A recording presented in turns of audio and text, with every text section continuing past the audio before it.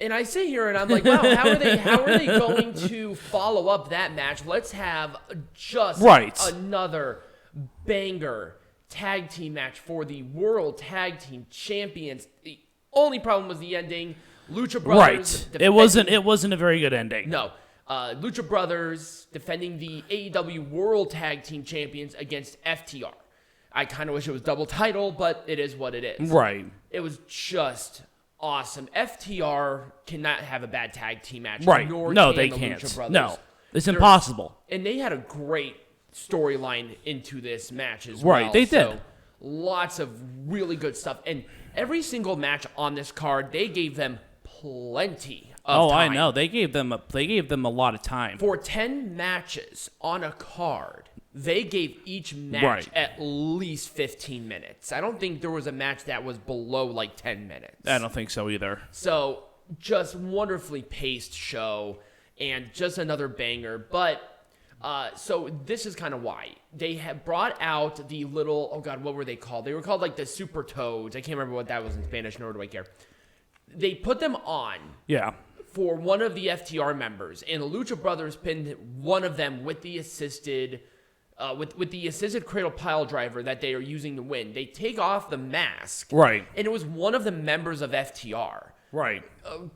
Basically, where I do not like, it was like, what? It didn't make any sense. Right. It was just a really shitty ending to overall just a great match. Yep. All right, Peanut Gallery. I don't know how the fuck we're going to do this, but we're going to somehow figure this out. Let's make this shit majestic again. With this one, I would not have changed a fucking goddamn thing. Nope. Again, first successful example of long-term storytelling. This is exactly what we needed.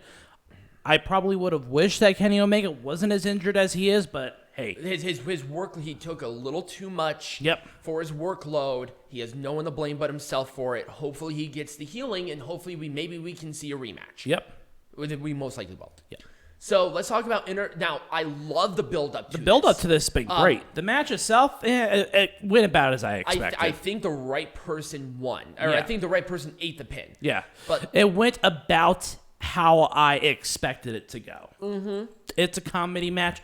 I didn't have the highest expectations for it. I probably would have switched the false count anywhere in this match within the card, and it probably would have been a little more impactful for me personally. I like the touches they did with the Minnesota-based inventions that they... Yes, so that was another thing that we didn't even talk about was they had a bunch of different Minnesota-based inventions that like were a weapons. Toaster. Like the toaster was invented in Minneapolis. Hockey stick. Hockey's a big part of Minnesota culture. You got, let's see, what else?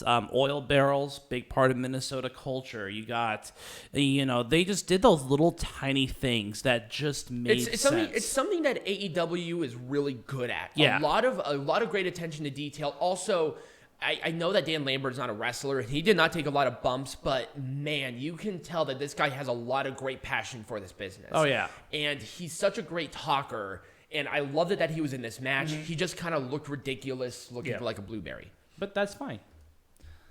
I wouldn't have booked this any different. I probably would have started this program earlier to really hit home about it, but I feel like they did this one right. Yeah.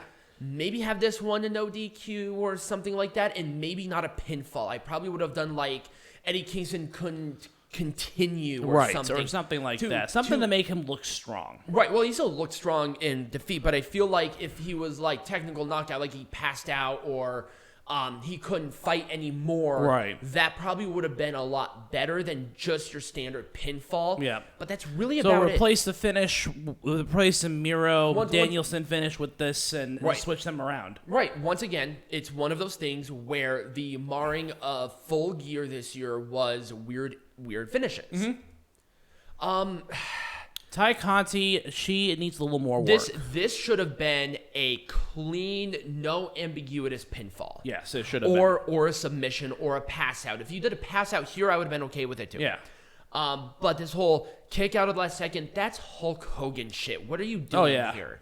That's amateur hour wrestling. Right. Like, what are you doing? And also, don't have Britt Baker kick out of the 3 big finishes that Ty Conti uses. Right. It almost makes Ty Conti look weak. Yeah, look like an amateur. Right. It's like, why is she here? Why was she going for the title? Okay, yeah, she won a bunch of matches, and she hit three big finishes, and she couldn't get the fucking job done. She couldn't get the job done. Right. That's what I think. I didn't think that Britt Baker looked strong. She doesn't have to look any stronger. She's Britt Baker. Like, come on. Just this match needed to just not exist. It was really weird. It was kind of I felt like it was put together at the last minute. I understand the rivalry. It should not have been here. I'm sorry. This shouldn't have been here. No. It made no sense. Yeah. It started really quick, and it felt like there was no reason for it. Cody Rhodes just needs to be a heel and just get on with it. Mm-hmm. Jesus. And I feel like the wrong people won. Yeah. Honestly. Legitimately, this just didn't make any sense to me. I did not like it whatsoever. Right. Once again, we would have switched the two, but booking-wise, I probably wouldn't have done anything different because people love this match. Oh, yeah. So I liked it. I thought it was the right stipulation for the right time. Yeah. Just the placement on the card was not the right and I felt like storyline was a little rushed, too. Well, this one was... maybe not as rushed, but it's still, it felt incomplete without Kenny Omega being there. I can see that. I can totally see that. It felt a little incomplete. Right, well, because he was involved with them anyway, so there was no reason for this. Right.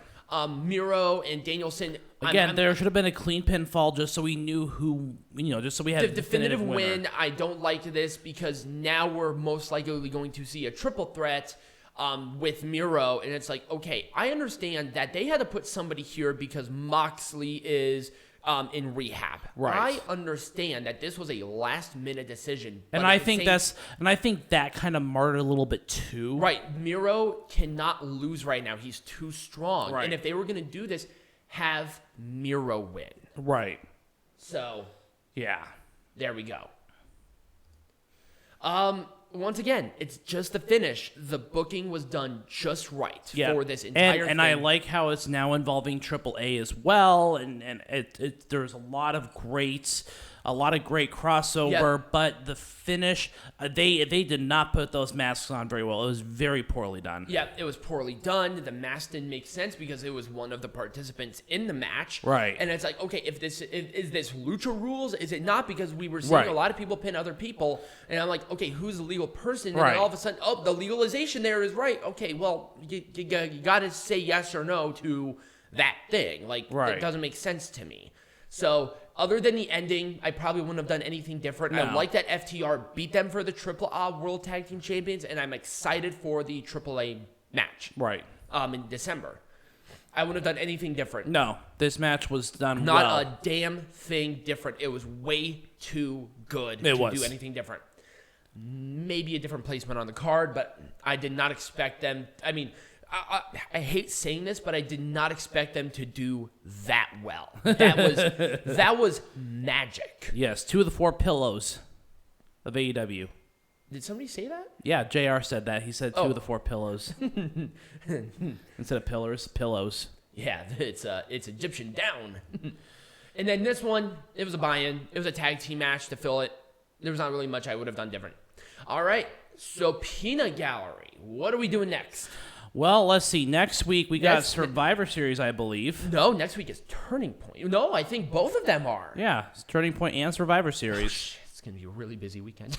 All right, so we have it's probably not going to be a wrestling lesson and a heckling. Nope. But because we got 2 separate brands going. And also, we're going to one of them live, so that's going to eat up a lot of our time for the day. So we'll probably not do that, but we'll be covering both of those. If you did enjoy this, remember to like this video, subscribe to the channel.